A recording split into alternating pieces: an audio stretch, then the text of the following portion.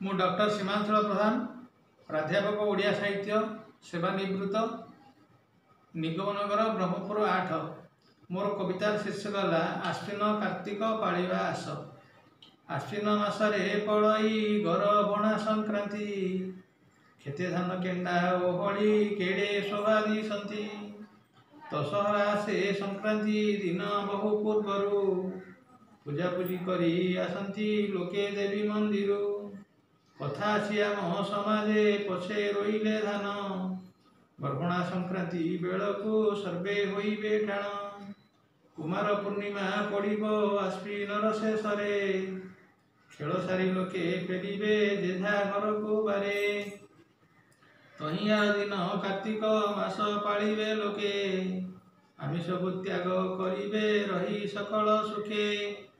कार्तिक मासटा आमर पाई शुभ चिंतक, बड़ी सकाळरू मंदिर मान जाती लोक। घंटा काहाड़ीर शब्दरे पूरी उठे गगन, ठाकुरंक मुंडे देवे से फूल पत्र चंदन।